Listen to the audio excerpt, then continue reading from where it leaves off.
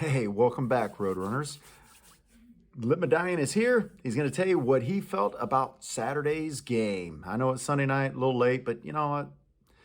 Got things to do during the day, right? Got to get home to Houston after the game. It's a long drive there, long drive back. So anyway, I'm rocking the rowdy head today. Always got to break out the rowdy head once in a while. You can see it in the background. You can see this, see his crown feathers rocking. I'm also rocking new swag, new t-shirt down there that I purchased at the game.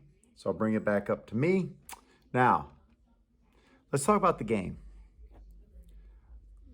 The game had a very weird feel if you were in the stadium. It almost felt like everyone just expected, whatever, we're gonna blow them out. They're no good, that kind of stuff. And to me, that I don't know if that bothers me so much because the team is expected to play hard all the time. So why can't we cheer hard? We can't just cheer hard when we're playing Army, when we're playing UH, and when we're playing Texas. We got to bring it all 12 games also whenever we're at the field with them, right? It had a weird feel. And the other weird vibe, it's just that every time we seemed to get momentum in the first half, there was a review. Every time they did something, there was a review. Every time we stopped them, there was a review. There was a touchdown, it was a review. And that was an easy, I don't know how they missed that touchdown, but it was easy to see live, but they didn't. But anyway, we got the touchdown anyway. So it was almost like a Frank Wilson era game from 2018, 2019. Just there was no energy from the fans.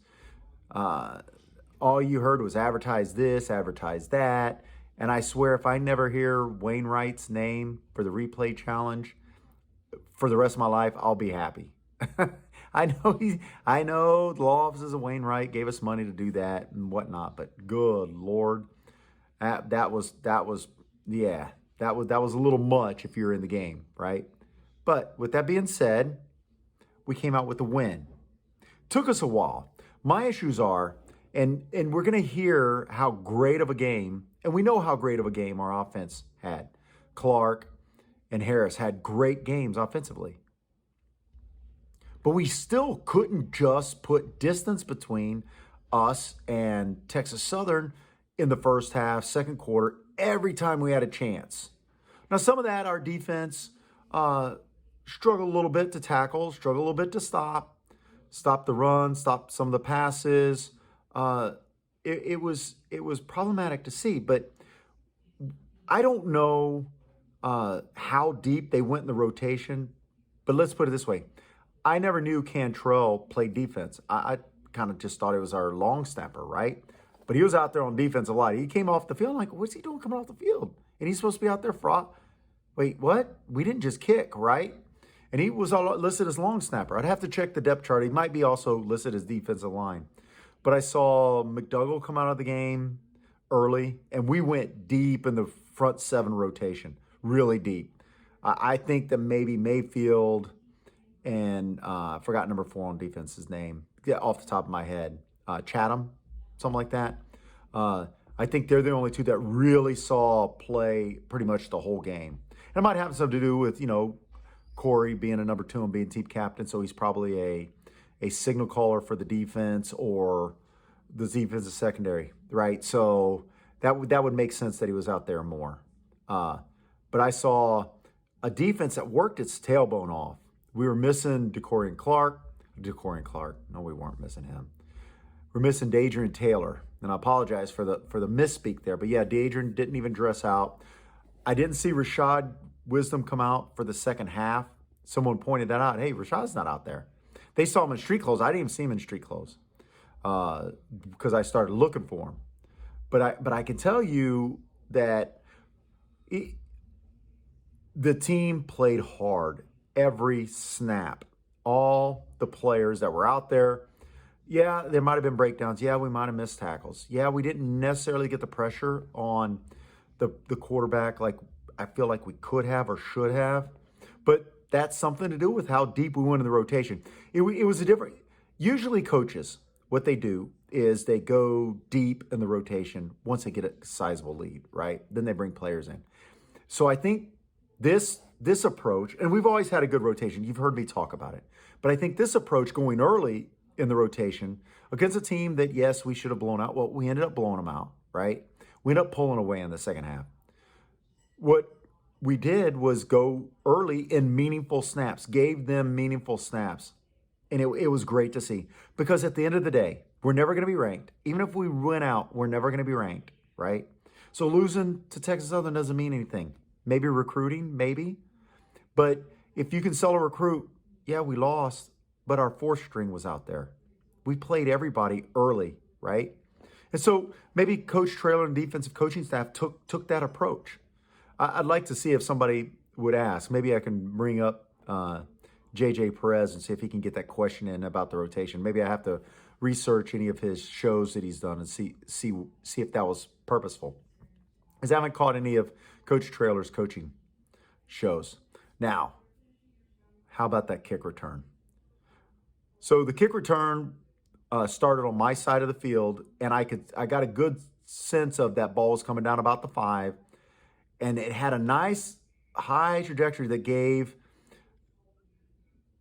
Carpenter a chance to look up the field. And then when I could see, out of the peripheral vision, I could see how far back Texas Southern was. I said, we're running this back.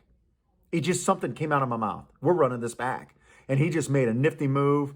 And boy, did number 19 blow up the kicker. That was just mean to do. Because he didn't need to block him. That kicker wasn't going to catch Carpenter. Carpenter was gone. Carpenter was so long past him, but hey, would he get a chance to put a hit on somebody? It's football. It's a collision game, right? It was great to see. It was a great moment. 11 years and 4 long games. So if we go through all of it, I think let's say our first year was 10 games, then we played 12. So do the math, right? 10 times 12 plus 2 bowl games plus a championship game. That's 13. 120, 146 games, maybe 150 games it took to get a kick return. That is such an anomaly. If you look at all teams, I guarantee you all teams probably run one kick back, or at least have one kick called back because of penalties, a kick return, at least every 2 years. Someone does it. Every team does it. I don't know how or why. It's not that we don't try. And it's not that, it's just weird. But we're off the schneid. Maybe we keep doing it. Now, let's talk about Eddie Lee. When he came in, first words out of my mouth, let him sling it, coach. Let him sling it, coach. Let's see what he's got, right? He's our future. And, they ran the ball. I get it, right? You don't want to look like you're running it up on a team when you're already winning, what was it, 45 points, right? But, he went out there, he threw it, slung it, and made a beautiful pass to Clark. And Clark went up and got it. That was just a beautiful throw. Perfect high point. Future looks bright with Elm. And we'll see. We'll see how it goes forward from there. He's definitely got mobility. So we saw that in the Texas game. Now let's talk about Clark. Wow. Was he just the man? And it was so impressive to see him have the game that all these wide receivers are capable of having. Franklin, I believe, had like 67 yards. Yeah, only 67 yards, right? But all of them are averaging 100 yards on the season in 4 games. That's amazing for our wide receivers. That is absolutely amazing knowing our opponents. That's very amazing stat. Now, when we were struggling, I was talking with my seatmate, and I said, we just need to go over the top. And I said we need to send 2 or 3 guys on fly patterns.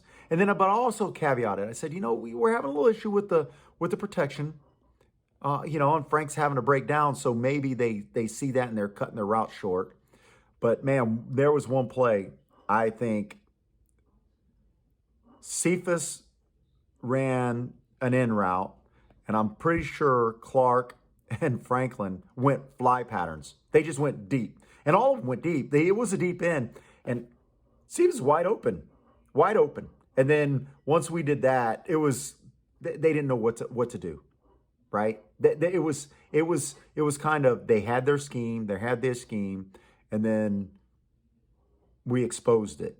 And then I say, our offensive coordinator has his moments, and that throwback was just incredible.